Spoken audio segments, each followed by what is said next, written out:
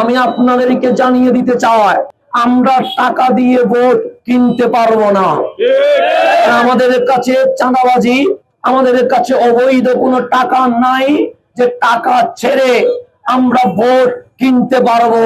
কিন্তু একটা কথা জেনে রাখা দরকার, নবীকে টাকা দিয়ে পাওয়া যায় না, মোহাব্বত দিয়ে পাওয়া যায়।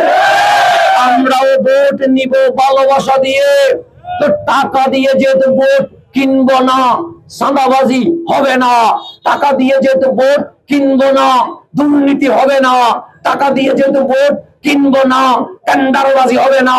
যখন চাঁদাবাজি, দুর্নীতি, টেন্ডারবাজি হবে না, তখনই ৮ আসনে কালুরঘাট ব্রিজের স্বপ্ন বাস্তবায়ন হবে।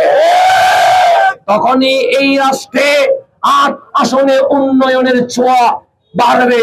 আমি একটা কথা বলতে চাই, আমাদের ৮ আসনকে বলা হয় বাড়ি শিল্প এলাকা। এটার নাম শিল্প এলাকা, কিন্তু বলকালীর মানুষের চাকরি হয় না।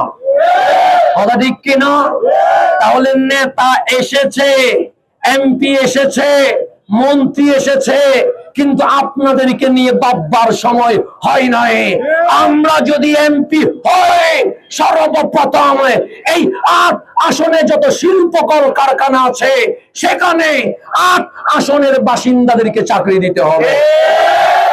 আমি যুবকদেরকে জানিয়ে দিতে চাই, ইনশাআল্লাহ আমরা আইটি সেন্টার করব। সেখানে আইটি প্রশিক্ষণ নিয়ে আমার তরুণ তরুণী, যুবক যুবতী এখানে বসে বিদেশে জব করতে পারবে। আমার যুবতী বোনদেরকে জানিয়ে দিতে চাই, আমরা যদি বিজয়ী হই, তাদের স্কুল, কলেজ, ইউনিভার্সিটি যাওয়ার জন্য সরকারিভাবে যানবাহনের ব্যবস্থা করে দেওয়া হবে।